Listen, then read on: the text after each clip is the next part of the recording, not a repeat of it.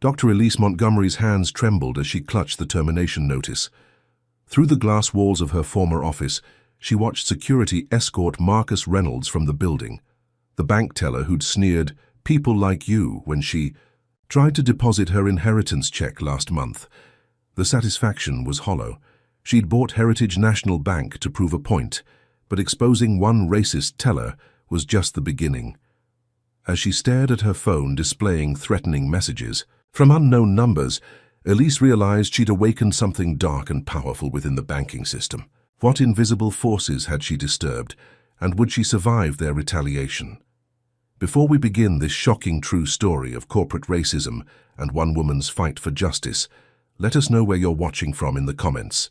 If you believe in equality and fairness in our financial system, hit that like and subscribe button, because tomorrow's special episode will reveal even more disturbing evidence of discrimination that affects millions of Americans every day.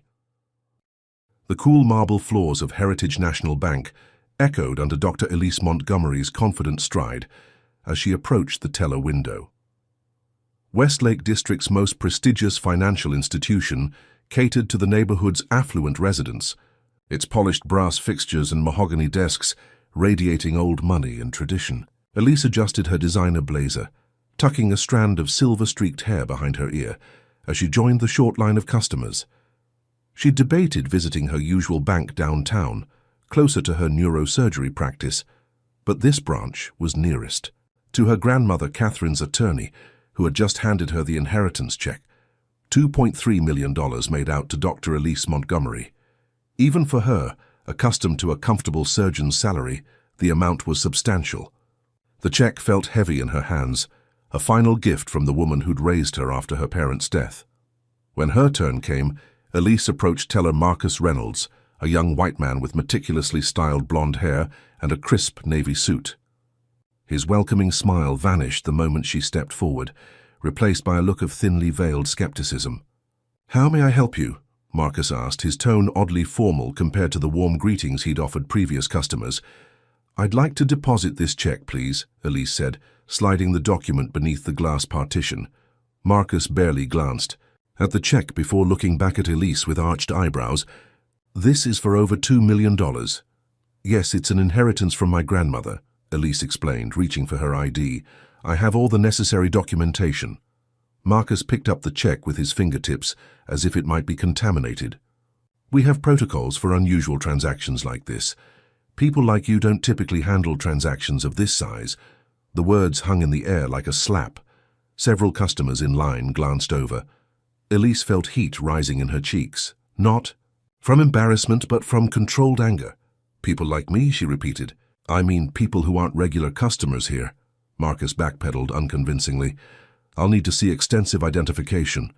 Elise produced her driver's license, medical license, and hospital ID badge.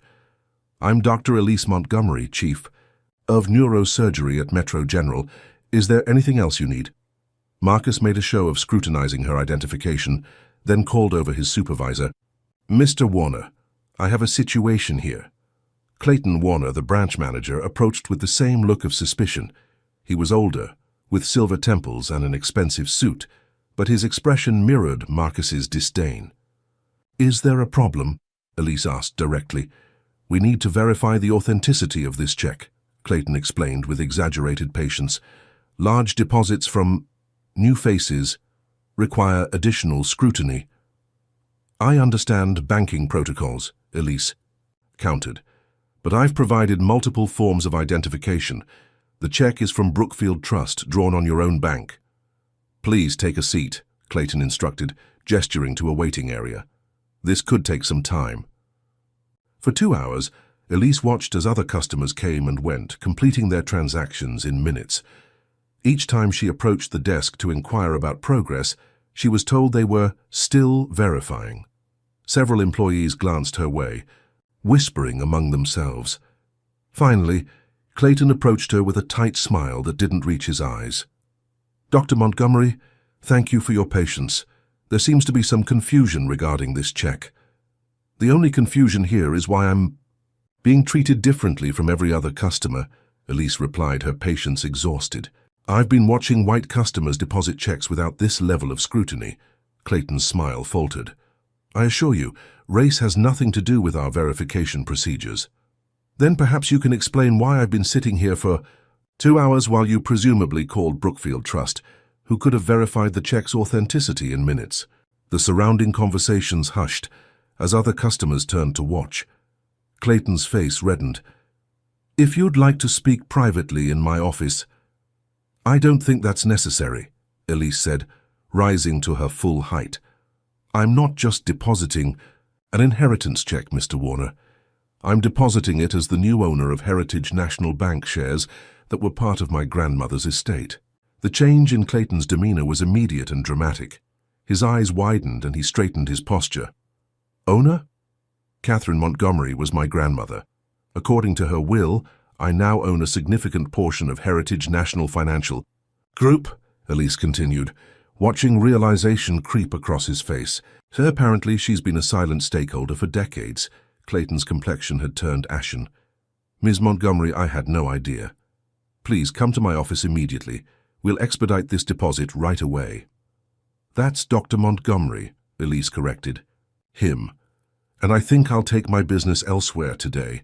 I'll be reviewing the customer service practices at this branch very carefully in the coming weeks. As she walked out, Elise could feel the eyes of everyone in the bank following her. The humiliation she'd felt had transformed into resolve. If this was how Heritage National treated an accomplished professional black woman, how were they treating others with less privilege and power? The sleek conference room in Richard Brooks' law firm offered a panoramic view of the city skyline, but Elise barely noticed as she paced the length of the polished table. Richard, her grandmother's attorney for over 30 years, watched her. With quiet patience, Catherine Montgomery's will and associated documents spread before him. 46%, Richard repeated. That makes you the largest individual shareholder of Heritage National Financial Group. The remaining shares are distributed among the board members and several investment groups. Elise stopped pacing. And my grandmother never mentioned this. To me, not once. Richard smiled.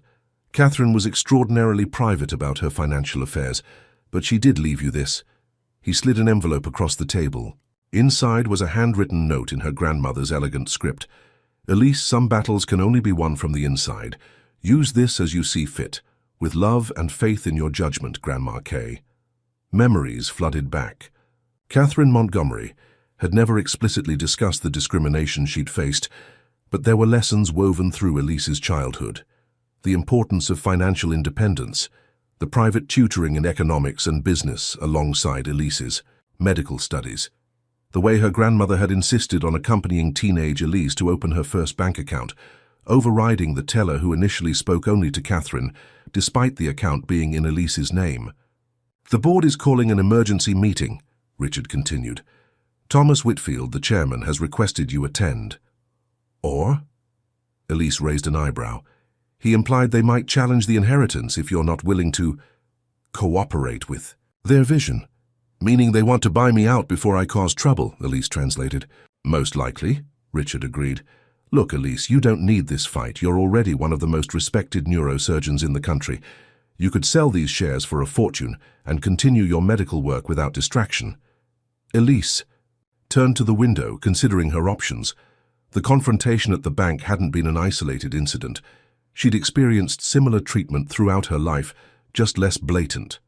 Her grandmother had evidently experienced it too, enough to methodically acquire shares in a bank without anyone realizing who was buying them. I had my assistant pull some public data, Elise said, turning back to Richard. Heritage National has one of the highest loan rejection rates for minority applicants in the state. They've faced no consequences because everything is just shy of the threshold for regulatory action.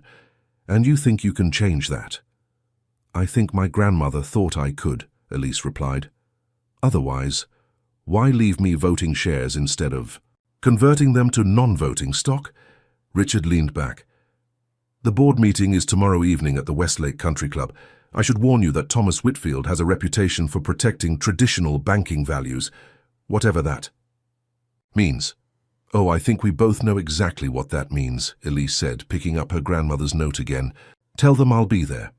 After Richard left, Elise spent hours researching Heritage National's lending practices. The patterns were subtle but unmistakable.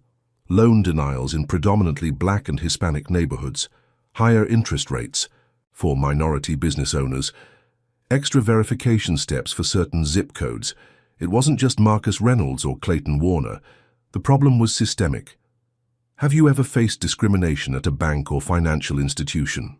Comment number 1 if you believe banks should be held accountable for discriminatory practices, or comment number 2 if you think Elise should sell her shares and walk away. Hit that like button if you're inspired by her courage to fight from within the system. Will Elise's medical reputation protect her, or will the banking elite find ways to undermine her career? Subscribe now to find out what happens at the explosive board meeting. The Westlake Country Club exuded exclusivity from its meticulously manicured grounds to the stone-faced security checking names at the entrance. Elise presented her ID to a visibly surprised guard who hastily directed her to the private boardroom.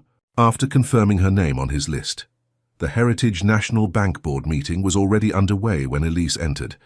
Conversation halted abruptly as 7 pairs of eyes turned to assess her. 7 white men in expensive suits, seated around a massive oak table that gleamed under crystal chandeliers. Thomas Whitfield, the board chairman, occupied the head position. He was in his 60s with steel-grey hair and cold blue eyes that narrowed slightly at her arrival. "Dr. Montgomery," he acknowledged with a thin smile. "We weren't sure you'd join us. Please, take a seat." Elise noted they'd placed her chair at the far end of the table, distanced from Whitfield and the other senior members. A subtle power play she chose to ignore as she set her briefcase on the table and sat down. "Gentlemen, as I was saying before our newest shareholder arrived," Whitfield continued, "Heritage National has maintained its prestigious position through careful adherence to proven financial practices. Our conservative lending approach has kept us stable through multiple economic downturns." A silver-haired man to Whitfield's right nodded vigorously. "Which is why we're concerned about any potential disruptions to our operational philosophy." Elise remained silent, observing the dynamics. These men had clearly worked together for years, their body language revealing a well-established hierarchy with Whitfield at the apex. "Dr. Montgomery," Whitfield turned, his attention to her. "We understand you're new to banking. Your grandmother was a silent investor who trusted our judgment in operational matters. We'd like to maintain that arrangement." "Actually," Elise replied calmly, "I'd prefer to take a more active role. My medical practice has given me valuable insights into community needs." A ripple of discomfort passed through the room. Whitfield's smile didn't waver, but his eyes hardened. "Banking is quite different from medicine, Doctor. There's a significant learning curve." "I'm a quick study," Elise countered, "and I've been reviewing Heritage National's lending patterns. I have some concerns." "Financial concerns?" asked a younger board member, feigning interest. "Ethical ones," Elise clarified. "Your loan approval rates show significant disparities across racial demographics. Minority applicants with identical financial profiles to white applicants are rejected at 3 times the rate." The temperature in the room seemed to drop. Whitfield's smile vanished entirely. "Those statistics can be misleading without understanding the complex risk assessment matrices we employ," he stated flatly. "Now we've prepared an offer to purchase your shares at 15% above market value, a generous premium that reflects our desire to maintain stable leadership." Elise opened her briefcase and removed a folder. "That's substantially below their actual worth." "It's what we're prepared to offer," Whitfield replied, his tone hardening. "Your grandmother understood banking is about relationships and stability. As a newcomer to this industry, your presence creates uncertainty our shareholders don't need." The implication was crystal clear. Elise was an outsider, both as a black woman and a non-banker. They expected her to take the money and disappear. "I'll need time to consider your offer," she said instead. "Meanwhile, I'd like to review the complete loan data across all branches, particularly in relation to our Community Reinvestment Act." "Compliance." A portly board member nearly choked on his water. "That's highly irregular without specific cause." "As a major shareholder, I believe I have cause," Elise replied. Unless there's something in those records you're concerned about. Whitfield's jaw tightened. Dr. Montgomery, let me be direct. Your inheritance is unusual. Catherine Montgomery's share purchases were made through various trusts and holding companies over decades. There are questions about whether all these transactions followed proper procedures. Are you threatening to challenge my grandmother's will? Elise asked, her voice dangerously quiet. Merely suggesting that complex legal battles benefit no one, Whitfield replied smoothly. We're offering a clean, profitable exit that honors Catherine's investment while maintaining the bank's stability. Elise reached into her pocket and placed a small device on the table. This conversation is being recorded, Mr. Whitfield. Your implications about my inheritance and your resistance to providing legally required lending data could be interpreted as discriminatory banking practices, exactly what I'm concerned about investigating. The boardroom erupted in shocked murmurs. Whitfield's face flushed red with anger. This meeting is adjourned, he announced sharply, standing up. Dr. Montgomery, you're making a serious error in judgment. This industry has ways of dealing with troublemakers. Is that a threat, Mr. Whitfield? Elise asked, remaining seated as the other board members began gathering their materials. It's a reality check, he replied coldly. You're playing a game you don't understand with people who've been winning it for generations. He gestured to someone outside the glass door. 2 security guards entered immediately. Please escort Dr. Montgomery from the premises, Whitfield instructed. Her visitor privileges have been revoked. As the guards approached, Elise calmly collected her belongings and stood. This won't end here, Thomas. Banking may have been your exclusive club for generations, but those days are over. We'll see about that, Whitfield replied, leaning close. As she passed, you have no idea what you're up against. The guards led her through the country club's opulent hallways, past curious onlookers. Rather than feeling intimidated, Elise felt her resolve strengthening. Her grandmother had given her this opportunity for a reason, and now she understood why. The problem wasn't just prejudiced individuals like Marcus Reynolds. It was an entrenched system designed to maintain control and privilege. As she drove, away from the country club, Elise's phone buzzed with a text from an unknown number. Back off or regret it. The battle lines had been drawn. These lending algorithms are deliberately opaque, Zara Washington explained, scrolling through lines of code on her laptop. The forensic accountant had converted Elise's dining room into a makeshift war room, with multiple monitors displaying Heritage National Bank's financial data. 3 days had passed since the confrontational board meeting, and Elise had wasted no time assembling her team. They don't explicitly use race as a factor, because that would be illegal, Zara continued, tucking a lock of her braided hair behind her ear. Instead, they use proxy variables, zip codes, education levels, even first names, that strongly correlate with racial demographics. Elise studied the charts displaying loan approval patterns across different neighborhoods, so they can claim they're making decisions based on financial risk while effectively discriminating. Exactly, Zara confirmed. And look at these internal communications I found. They refer to preferred demographic sectors and tradition-aligned customers. It's all coded language. The documents revealed a disturbing pattern. Loan officers were incentivized to direct certain customers to higher interest products. Branches in predominantly white neighborhoods received more resources and staffing. Employee bonuses were tied to maintaining what management called the bank's historical client profile. I need to see the complete customer data set, Zara said, typing rapidly. If we can demonstrate statistical patterns of discrimination across thousands of transactions, we'll have actionable evidence for regulators. Suddenly, her screen froze. That's strange. She tried another access point, then another. We've been locked out. Elise leaned forward. How is that possible? We're using my shareholder credentials. Someone's detected our investigation and revoked your access privileges, Zara concluded after several failed attempts. And more concerning, some of the files I downloaded yesterday are now corrupted. They've been watching our activity. Elise's phone rang. Richard Brooks calling, with more bad news. Elise, the bank's legal team has filed a temporary restraining order against your access to proprietary systems, claiming you have a conflict of interest due to an undisclosed investigation. They're moving fast, Elise noted. They must be worried about what we'll find. After ending the call, she noticed a breaking news alert on her phone. Renowned neurosurgeon under investigation for ethical violations. The article cited anonymous sources, questioning her medical judgment in recent cases. The timing was hardly coincidental. That evening, Elise returned home to find her security alarm had been triggered. Nothing appeared stolen, but her office had been subtly disturbed, papers slightly rearranged, drawers not fully closed. The message was clear: nowhere was completely safe. As she reset the alarm, her phone rang again, an unknown number. "Dr. Montgomery," a digitally altered voice greeted her. "Banking is a complex business. Accidents happen to people who don't understand the risks. Your grandmother knew when to stay silent." The call disconnected before she could respond.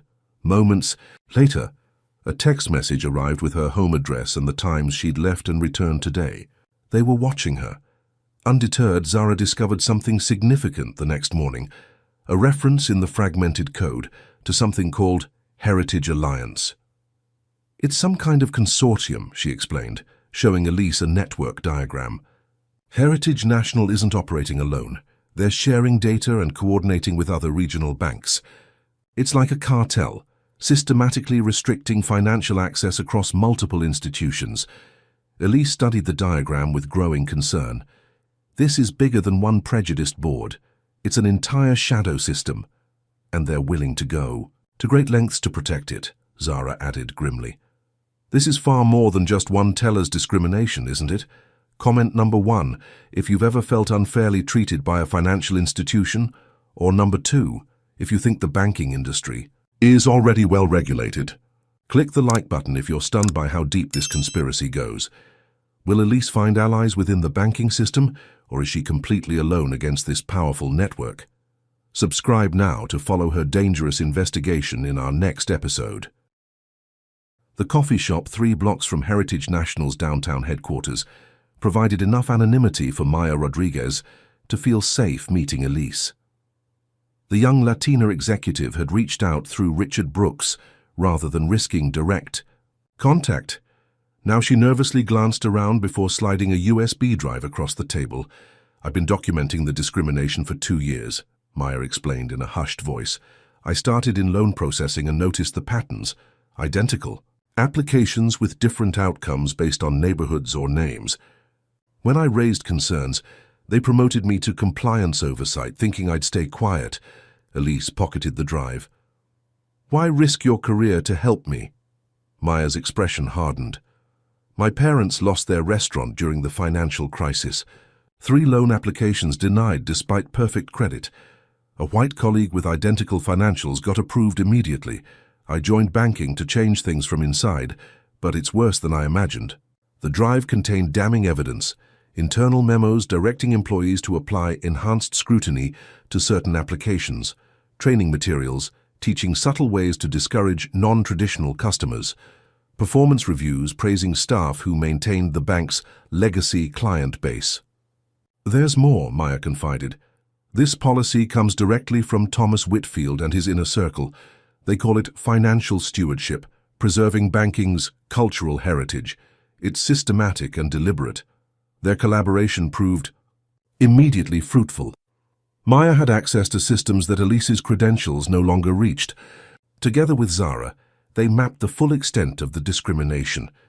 Predatory loans targeted at minority communities, manipulated credit assessments, biased property valuations. 3 days into their investigation, Maya called Elise in panic. "Someone's been in my office. My desk was searched, files rearranged. They know I'm helping you." That evening, Maya found her apartment door ajar. Nothing valuable had been taken, but her laptop was missing, and her files had been thoroughly searched. "They're sending you a message," Elise said when Maya arrived shaken at her house. "You should stay here where it's safer." The next morning, Maya received a call from Thomas Whitfield's office. His assistant's voice was professionally pleasant. "Mr. Whitfield has been impressed with your performance and would like to discuss a significant promotion. Senior Vice President of Community Relations." The implication was transparent, a prestigious title and substantial salary increase in exchange for her silence. "They're trying to buy me off," Maya told Elise. "The position has minimal actual authority, but comes with a 70% pay increase and public visibility." "What will you do?" Elise asked, though she suspected the answer. Maya's determination never wavered. "Continue our investigation. If I accept the promotion, I'll have access to executive-level communications. With Maya's insider position, they identified 7 key executives directly involved in the discriminatory practices.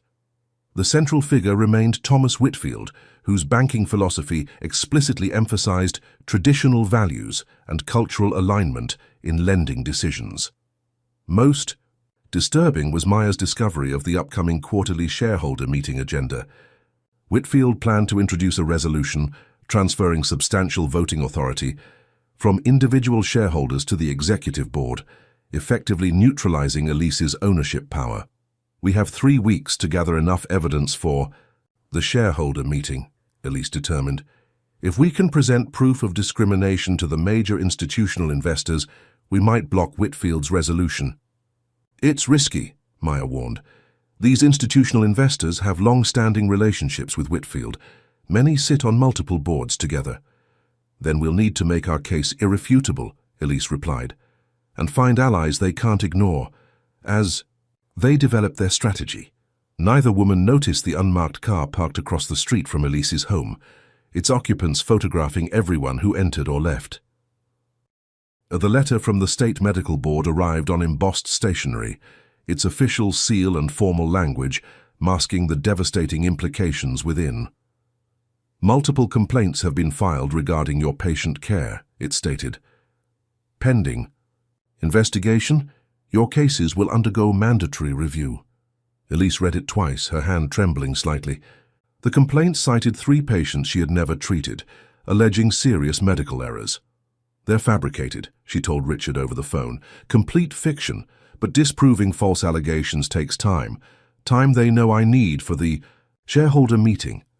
"This is crossing a dangerous line," Richard responded, concern evident in his voice. "They're attacking your professional reputation now." The attacks escalated rapidly. That afternoon, Elise found her car in the hospital. Parking garage with slashed tires and a note under the wiper blade. "Back off or worse will happen." Security footage from that section of the garage had mysteriously malfunctioned. By evening, the hospital administration had received anonymous concerns about her mental stability, citing erratic behavior and concerning decisions. Despite her stellar record and the chief of medicine's personal support, hospital protocol required investigation of all reported concerns. Her surgical privileges were temporarily suspended pending review. "It's a coordinated campaign," Maya confirmed after checking with her contacts. Thomas Whitfield played golf with 2 hospital board members last weekend. "They're systematically isolating you."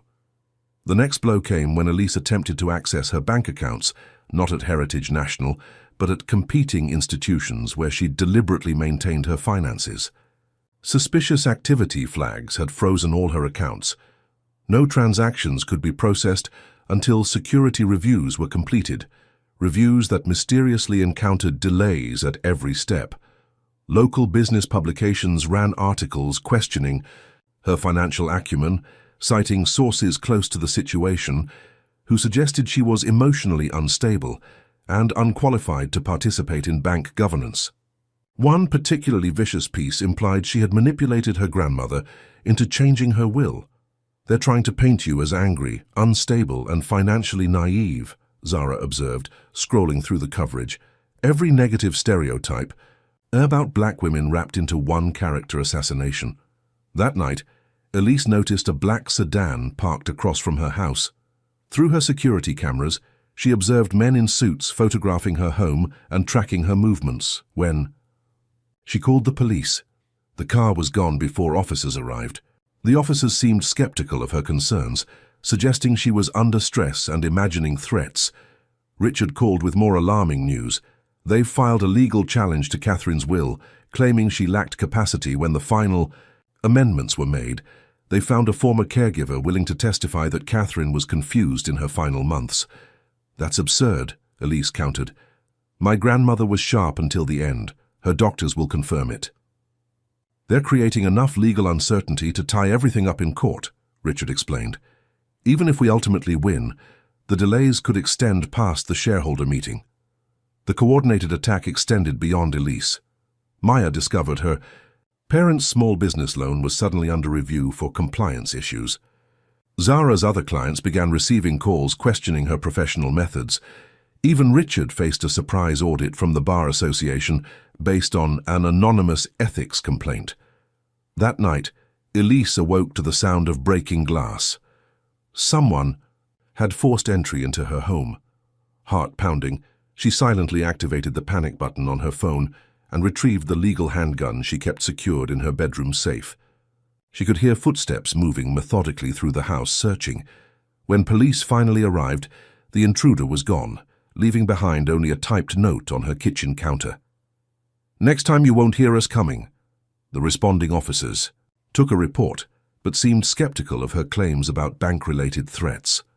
"Probably just a random burglary attempt," one suggested, despite nothing being stolen. After they left, Elise made a decision. She would no longer sleep at her own home. Each night, she would stay at different locations, hotels, friends' homes, even her office. Never establishing a pattern, she installed advanced security systems with remote monitoring and hired private security to patrol irregularly. "They want me scared, isolated, and discredited," she told Maya the next day. "But they've underestimated what I'm willing to risk for this fight." Have you ever had your reputation unfairly attacked? Comment number 1 if you think Elise should go public with her story now, or number 2 if you think she should gather more evidence first. Like this video if you're shocked by how far these banking executives will go to protect their discriminatory practices. Will Elise's medical career survive these false allegations, or is this fight costing her everything she's worked for? Subscribe now to find out how she plans to strike back against this powerful conspiracy. The downtown offices of the Federal Banking Commission were deliberately intimidating, all polished marble and echoing halls designed to make visitors feel small. Elise, however, maintained her composure as she presented preliminary evidence to senior investigator Leonard Wilson. "These lending disparities are concerning," Wilson acknowledged, reviewing her documents. "But correlation doesn't prove causation. Banks can justify different approval rates through risk-based metrics. The algorithms themselves are designed to produce racial disparities while appearing neutral," Elise countered, showing him Zara's analysis. "They're using zip codes and educational institutions as proxies for race." Wilson promised to open a preliminary investigation, his cautious interest suggesting he recognized the seriousness of her evidence. For the first time in weeks, Elise felt a glimmer of hope that official channels might actually work. That hope was short-lived. 3 days later, Wilson called to inform her that the investigation had been deprioritized due to resource constraints. His tone conveyed unspoken apology and resignation. Seeking another avenue, Elise contacted Aisha Johnson, an investigative journalist known for her coverage of financial inequality. Unlike Wilson, Aisha immediately grasped the significance of the evidence. "This isn't just one bank," Aisha noted as they reviewed the documents together in a secured hotel conference room. "You've uncovered a systematic approach across multiple institutions. It's industry-wide discrimination, disguised as risk management." Aisha began building the story, interviewing former employees and unsuccessful loan applicants who'd experienced the discrimination firsthand. Meanwhile, Elise connected with community activists and civil rights organizations, forming a coalition to support regulatory complaints and raise public awareness. Their momentum was building, until it wasn't. "My editor killed the story," Aisha reported, her frustration evident during an encrypted call. "Said it needs more substantiation despite having more evidence than most financial exposés we run. Then I discovered our newspaper's parent company shares 3 board members with Heritage National's leadership. The coalition faced similar obstacles. Organizations that initially expressed enthusiasm suddenly became unavailable. Community meetings were cancelled due to venue scheduling conflicts. Even social media campaigns faced algorithmic suppression, their reach mysteriously limited. "They're using their influence to silence us," Elise realized. "Their network extends beyond banking into media, politics, and community institutions. That night brought the most direct threat yet. Despite her precautions, someone infiltrated the hotel where she was staying. She awoke to find a manila envelope on her nightstand, containing photographs of her daily movements from the past week, along with a note. "There's nowhere you can hide. Drop this now, or suffer the consequences." The breach forced Elise to implement even more stringent security measures. She began using burner phones, varied her routines constantly, and communicated through encrypted channels. Her home now featured a state-of-the-art security system with armed response, though she rarely stayed there. Despite the intimidation, their investigation continued. Maya discovered Thomas Whitfield holding clandestine meetings with executives from 6 other regional banks. Photographs taken by their private investigator showed him entering secured locations with individuals identified as senior officials from these institutions. "They're coordinating their response," Maya concluded. "Whatever Heritage Alliance is, it involves multiple banks working together." Their breakthrough came unexpectedly. An anonymous email arrived containing internal communications between Heritage, National and other banks, discussing their aligned approach to community investment, a euphemism for their coordinated lending discrimination. The source identified themselves only as someone who can no longer stay silent. "We need to verify these documents before using them," Elise cautioned. "They could be attempting to discredit us with falsified evidence." The verification process led them to an unexpected potential ally within Heritage National's own technology department. The server room hummed with the constant drone of cooling fans as James Chen, Heritage National's senior systems architect, led Elise through rows of blinking equipment. They'd arranged this clandestine meeting during the bank's overnight maintenance window when security protocols were temporarily relaxed. "I've been watching the unusual queries run against our lending algorithms," James explained, his voice barely above a whisper despite the mechanical noise providing cover. "When I traced them back to your login credentials, I realized what you were investigating." He'd been with Heritage National for 15 years, rising through the IT department while building the very systems now under scrutiny. His access to the bank's digital infrastructure made him an invaluable potential ally and an extreme risk to himself. "I designed the original loan assessment algorithms," James continued, typing commands into a terminal. "They were legitimate risk evaluation tools, but over the past 8 years, Thomas Whitfield and the executive team kept pushing for refinements that incorporated more demographic proxies." On the screen, James displayed the algorithm's evolution, how initially neutral criteria had been progressively weighted to disadvantage certain applicants while maintaining plausible deniability. "The system is deliberately opaque," he explained. "Even most bank employees don't understand how decisions are calculated. When loan officers question rejections for qualified minority applicants, management points to the objective algorithm." James had compiled extensive documentation, code changes with executive approvals, testing results showing the disparate impact, even recordings of meetings where the discriminatory intent was thinly veiled behind technical jargon. "Most damning is the Heritage Alliance database," James revealed, showing Elise a secure portal connecting Heritage National to 12 other regional banks. They're sharing applicant data and coordinating lending practices to control which communities receive financial resources. The evidence was overwhelming, not just of discrimination within Heritage National, but of a multi-bank conspiracy to systematically deny financial services to minority communities across the region. "This is why they've fought so hard to silence you," James concluded. "You're threatening not just one bank's practices, but an entire shadow system of financial segregation." Elise studied the nervous IT expert. "Why are you helping me, James? You're risking everything." He hesitated before answering. "My parents were immigrants. Despite perfect credit, they were repeatedly denied home loans in certain neighborhoods. They never understood why. Now I do because I helped build the system that excluded them." James provided secure copies of all his evidence, along with access credentials that would work despite Elise's revoked permissions. The information would be devastating if presented at the upcoming shareholder meeting. 2 days later, disaster struck. James's car was forced off the road on his evening commute, crashing into a concrete barrier at high speed. The police report described it as a single vehicle accident, despite James's frantic call to Elise, moments before the crash, describing a black SUV that had been following him for miles. At the hospital, James lay unconscious, his injuries severe but not life-threatening. The attending physician mentioned the strange coincidence of security cameras malfunctioning along that particular stretch of highway. When Elise suggested foul play, the investigating officer dismissed her concerns as dramatic speculation. Elise maintained a rotation of private security at James's hospital room, despite hospital administration's objections. She was convinced the accident was a warning, not just to James but to anyone else considering breaking ranks.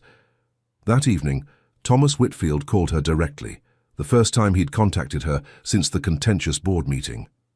"Unfortunate accident with your IT friend," he observed, his tone falsely sympathetic. "Roads can be so dangerous these days. I'd hate to see anyone else hurt while this unnecessary conflict continues." "Are you threatening me, Thomas?" Elise asked directly. "I'm offering a solution," he countered smoothly. $5 million for your shares, no questions asked about your extracurricular investigations. Everyone walks away intact. And if I refuse?" Whitfield's voice hardened. "Banking has survived for centuries by managing threats appropriately. Your grandmother understood that calculation. Pity you haven't inherited her wisdom along with her shares." Elise activated her recording app, capturing his thinly veiled threats. "Actually, Thomas, I think I've inherited exactly what she intended. Her determination to change a corrupt system. That's your final decision?" "It is." "Then we have nothing more to discuss."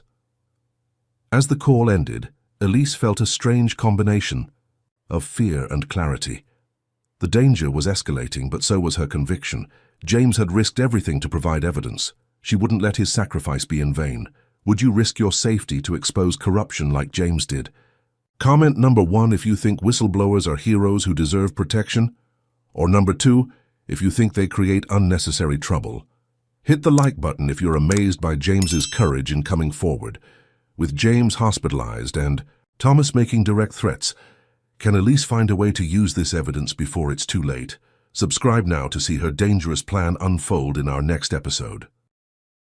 The notice of an emergency board meeting arrived by courier, a deliberate throwback to banking traditions rather than electronic communication.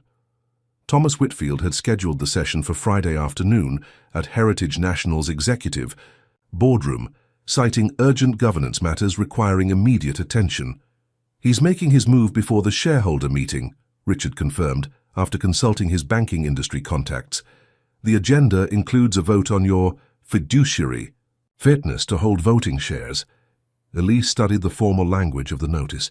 "They're claiming I've violated my duties as a shareholder by conducting unauthorized investigations and damaging the bank's reputation." "It's a legal maneuver to suspend your voting rights," Richard explained. "If successful, you'd be prevented from exercising your shares at the main shareholder meeting next week." The timing was strategic, coming just as James Chen remained hospitalized and unable to testify about the discriminatory algorithms he'd revealed. Without his expert validation, much of Elise's evidence would be dismissed as speculative or misinterpreted by those without technical expertise. They're also attempting to authorize a new share issuance that would dilute your ownership percentage, Zara added, reviewing the financial details. Combined with suspending your voting rights, they could effectively neutralize your influence permanently. Elise considered their limited options. "If we can delay this emergency meeting until James recovers, they've scheduled it specifically because he can't attend," Maya interjected, "and they've stacked the attendance with Whitfield's allies." After hours of strategic planning, they developed a high-risk counteroffensive. While legally risky, it represented their best chance to maintain Elise's control until the shareholder meeting. Friday afternoon arrived with tension hanging in the air as Elise entered Heritage National's headquarters. Security guards watched her closely as she was escorted to the executive floor, their expressions suggesting they expected trouble. The boardroom projected power, dark wood paneling, oil paintings of former chairmen, all white men, and a sweeping view of the financial district. Thomas Whitfield sat at the head of the table, surrounded by his inner circle of board members. Their confident smiles suggested they considered the outcome predetermined. "Dr. Montgomery," Whitfield acknowledged with mock courtesy, "thank you for joining us for this unfortunate but necessary proceeding." "I wouldn't miss it," Elise replied calmly, taking her seat at the far end of the table. Richard Brooks sat beside her, along with two additional attorneys whose presence clearly unsettled Whitfield. "As the agenda states," Whitfield began, "we've called this emergency session to address Dr. Montgomery's breach of fiduciary duty through her unauthorized investigation of confidential banking operations and her dissemination of misleading information that has damaged our institution's reputation." One of Whitfield's allies, board member Phillips, added self-righteously, "The banking industry depends on trust and stability. Dr. Montgomery's actions have undermined both, necessitating this extraordinary measure." "Before we proceed," Whitfield continued, "I'll entertain any statement Dr. Montgomery wishes to make, though I doubt it will alter the necessary outcome of today's vote." Elise stood slowly, making eye contact with each board member before speaking. "Gentlemen, I've reviewed your allegations carefully. Rather than defending myself, I believe we should address the actual evidence of widespread discrimination within Heritage National's lending practices." She nodded to her attorneys, who distributed sealed folders to each board member. "These documents contain statistical proof of racially biased lending decisions, internal communications demonstrating discriminatory intent, and evidence of collusion with other financial institutions to systematically exclude minority communities from equal access to banking services." Whitfield's face darkened with anger. "This meeting is about your conduct, not baseless accusations against this institution." "Actually," Richard interjected, "as a shareholder questioning potentially illegal banking practices, Dr. Montgomery is fulfilling her fiduciary duty, not violating it." Whitfield made a dismissive gesture. "These allegations are without merit and irrelevant to today's proceeding. I move to vote immediately on the suspension of Dr. Montgomery's shareholder rights, pending full investigation of her conduct." "A moment, please," Elise said, remaining perfectly composed. "Before that vote occurs, you should know I've secured proxy voting agreements from several institutional investors who share my concerns about potential legal liability stemming from discriminatory practices." This was their calculated gamble. While Elise spoke, Maya was finalizing arrangements with 3 pension funds holding smaller but significant percentages of Heritage National stock.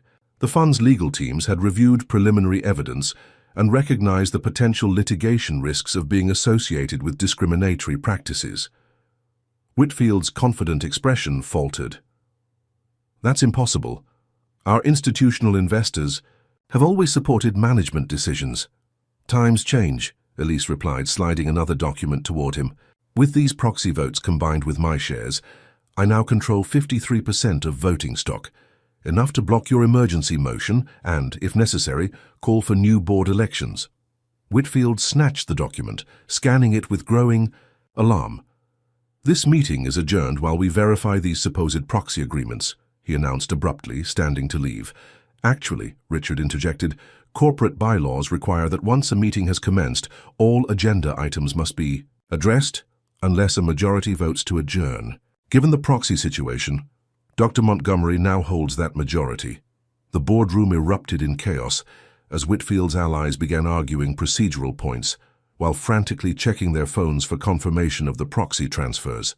Whitfield himself appeared stunned by the sudden reversal, his carefully orchestrated plan collapsing in real time.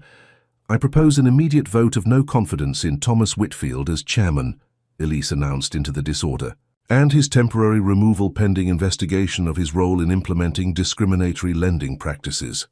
"This is outrageous," Whitfield shouted, losing his practiced composure. "You cannot simply walk in here and take control." "Actually, Thomas, that's exactly how shareholder governance works," Elise replied calmly. "The vote will proceed now." As the legal reality of their situation became clear, several board members began distancing themselves from Whitfield, unwilling to risk their reputations and potential personal liability by remaining loyal to his sinking leadership. The vote passed by a narrow margin. Elise's proxy-enhanced position combined with two board members who strategically abandoned Whitfield to protect themselves. Thomas Whitfield was temporarily removed as chairman pending investigation, with an interim leadership committee established to manage operations. As the meeting concluded, Whitfield stormed toward Elise, security staff moving uncertainly between them, unclear whose authority they should now respect. "You think you've won?" he hissed, his face contorted with rage.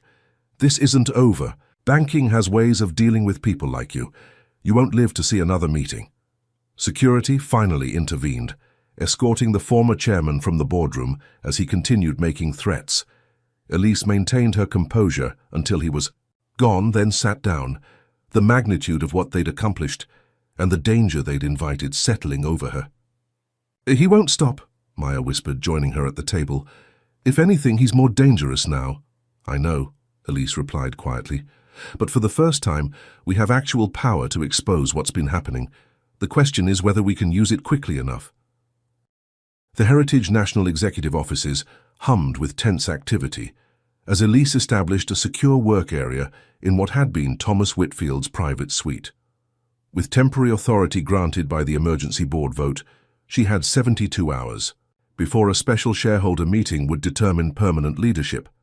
Maya coordinated with James Chen's team to recover and preserve electronic evidence, while Zara Washington analyzed financial transactions between Heritage National and other regional banks. The pattern emerging was more disturbing than they'd initially suspected. "It's not just lending discrimination," Zara explained, pointing to complicated diagrams on her monitor. Heritage Alliance is a sophisticated financial cartel.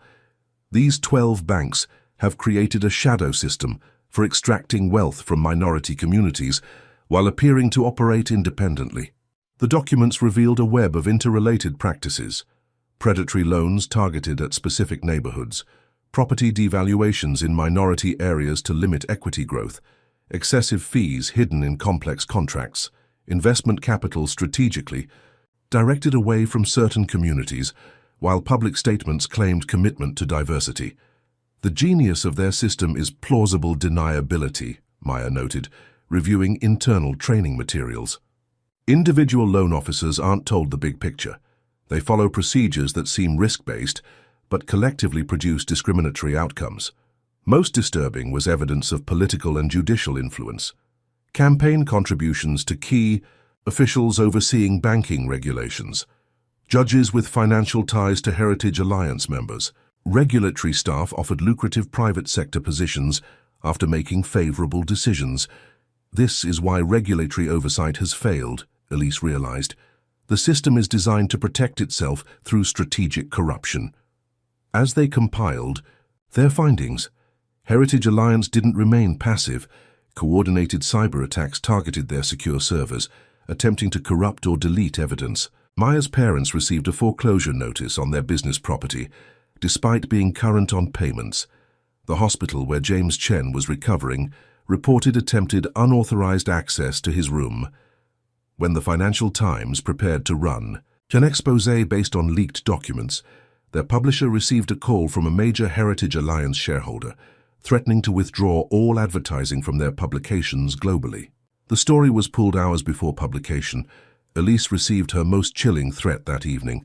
Crime scene photos from a decades-old unsolved murder were delivered to her temporary apartment with a note: "Accidents happen to those who disrupt the financial order.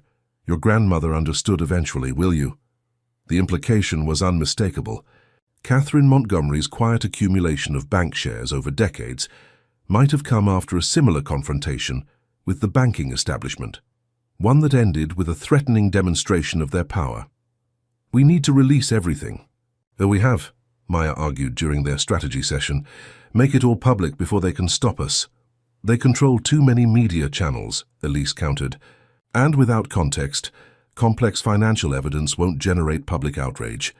We need to present it at the shareholder meeting where institutional investors can't ignore the legal liability it represents."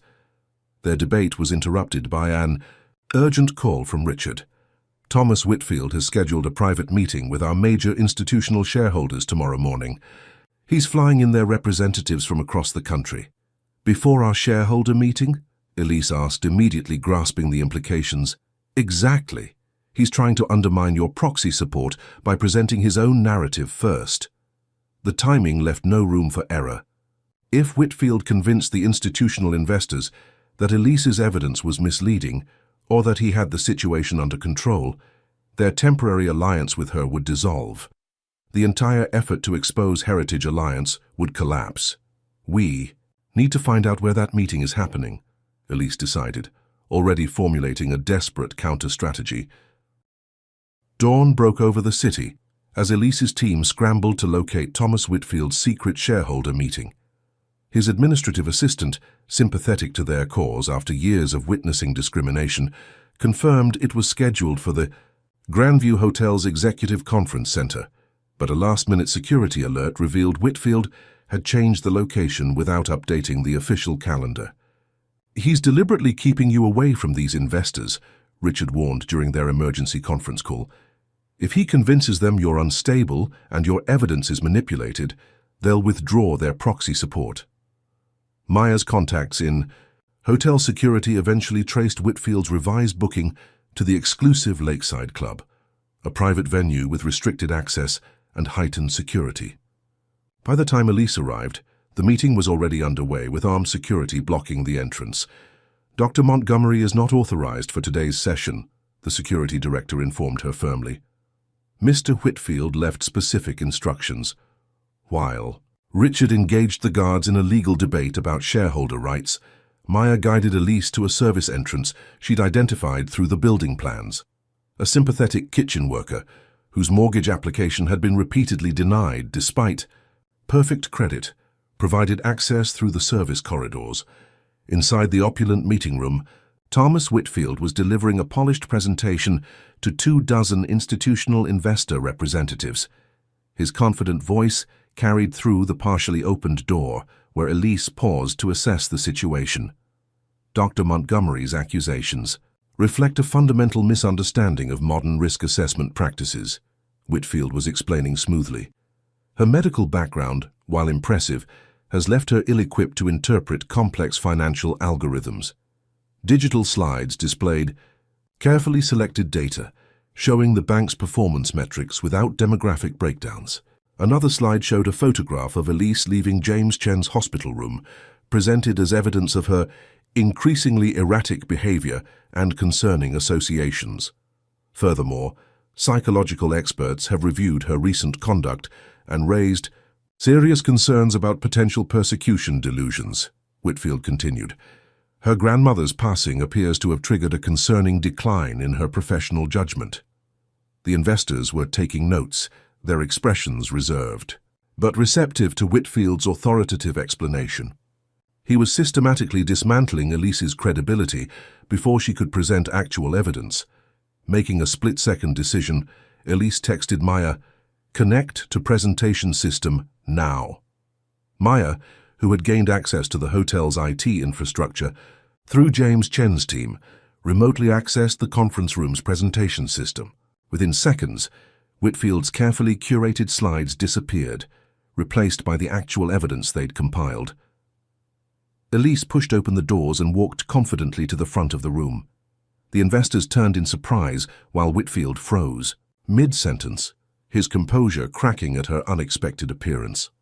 "Ladies and gentlemen," Elise announced, her voice steady despite Whitfield's attempt to interrupt, "you've heard an interesting interpretation of events. Now I'd like to show you the unfiltered evidence." On the screen behind her, the presentation displayed the raw data from Heritage National's lending algorithms, clearly showing the statistical disparities across racial demographics. Next came internal emails where executives explicitly discussed ways to limit cultural diversification of our client base while maintaining plausible compliance with regulations.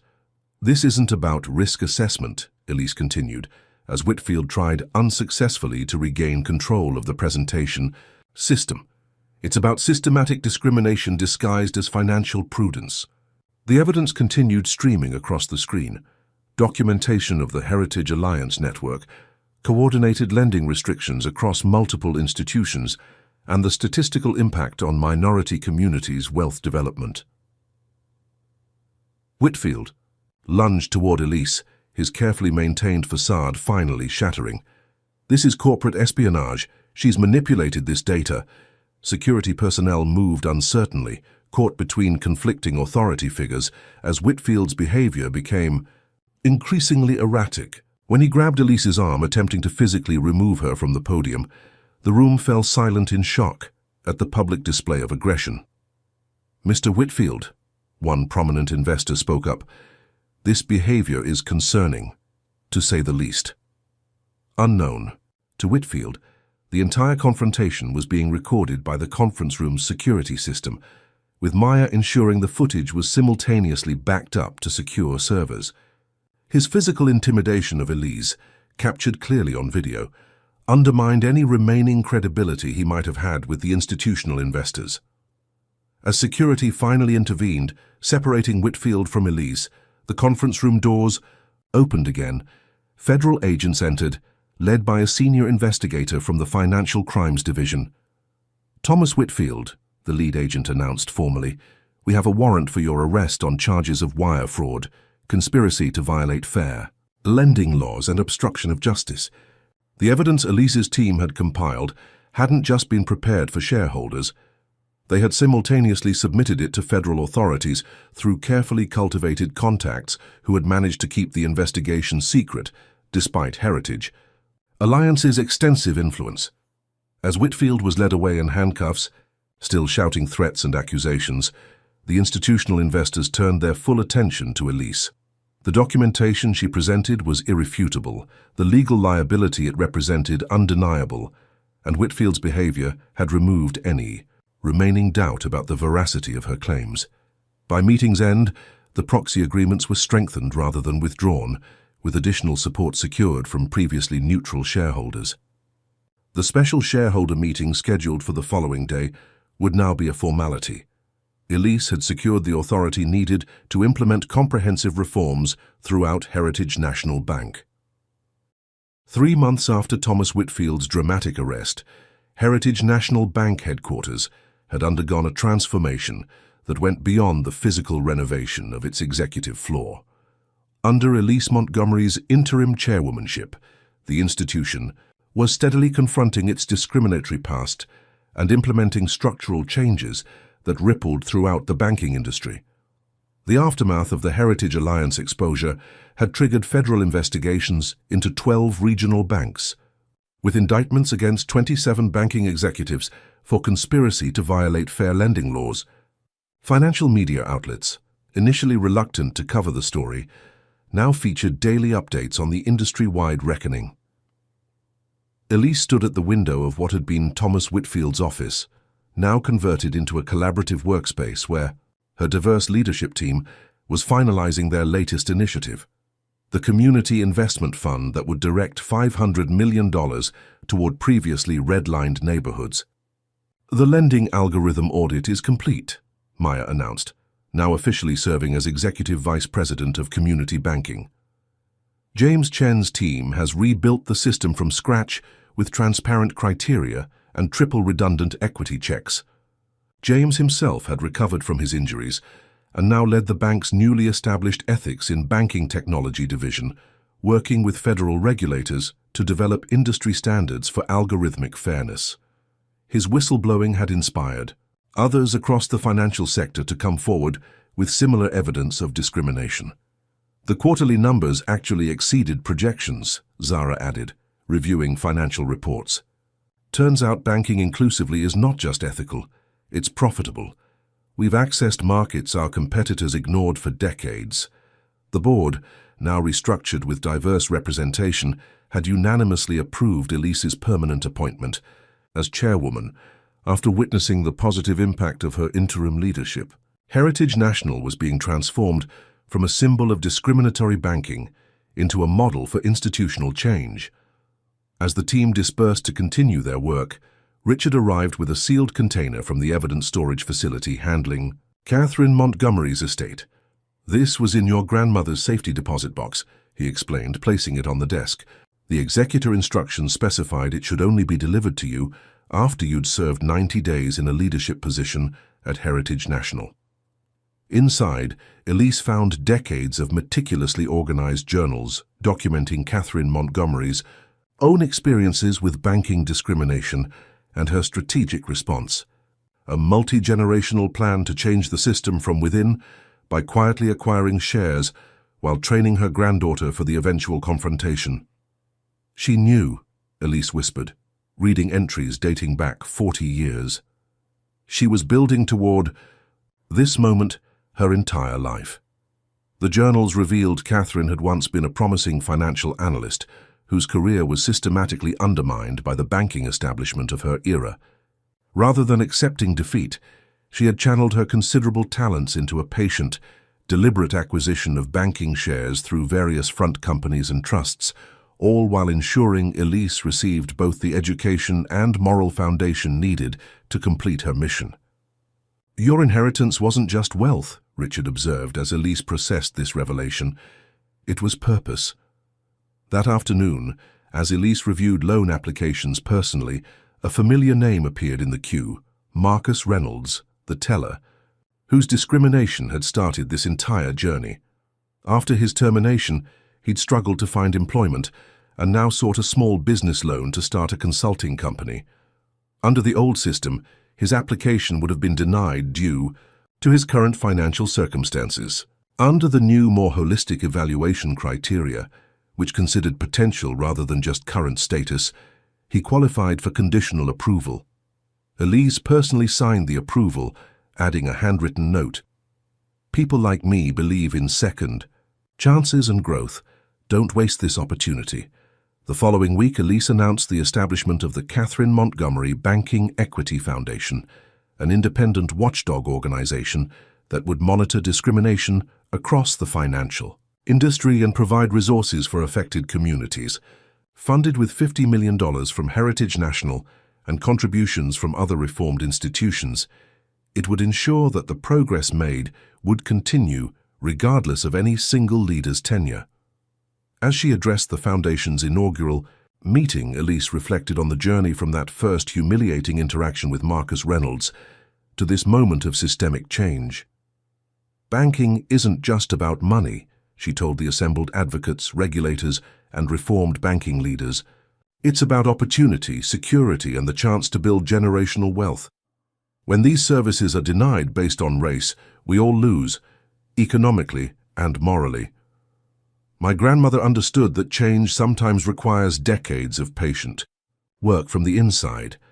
Today we continue that work, not just within one institution, but throughout the financial system that shapes all our lives. The Heritage Alliance conspiracy had been powerful and far-reaching, but it had ultimately failed against something stronger: the multi-generational determination of those who refused to accept injustice as inevitable. The banking system wouldn't transform overnight, but the foundations for lasting change had been irreversibly established. As Elise returned to what was now rightfully her office, she placed her grandmother's journals in a prominent position on her desk, a reminder that justice sometimes requires playing the long game, and that today's victory was built on the shoulders of those who had fought when success seemed impossible. True change requires both courage and strategy. Dr. Elise Montgomery's story teaches us that fighting discrimination isn't just about confronting individual acts of racism, but about recognizing and dismantling the systems that enable them. The banking industry's discriminatory practices weren't maintained by a few racist individuals, but by complex networks of policy, technology, and culture working together to preserve inequality. When facing entrenched power structures, direct confrontation isn't always enough. Sometimes we need to work within systems to transform them. Catherine Montgomery understood this, patiently accumulating influence over decades while preparing her granddaughter to use it effectively. The most important lesson is that justice work is often intergenerational. Today's victories are built on yesterday's persistence, and the changes we fight for may fully bloom only after we're gone. Like Catherine, we must be willing to plant trees whose shade we might never sit under, What systems of discrimination exist in your community that might require both courage and strategy to dismantle? Have you ever witnessed discrimination that was hidden behind policies or algorithms rather than expressed openly? Comment below with your experiences. If you believe in financial justice and equal opportunity, hit the like button to help this story reach more people who need to hear it. Subscribe to our channel for more powerful stories of individuals fighting against systemic injustice. Share this video with someone you know who works in finance or banking. Sometimes change begins with a single conversation. Thank you for joining us on this journey toward a more equitable world where access to financial resources isn't determined by race or background. Remember, like Catherine Montgomery, your actions today might create ripples of justice that continue long after you're gone.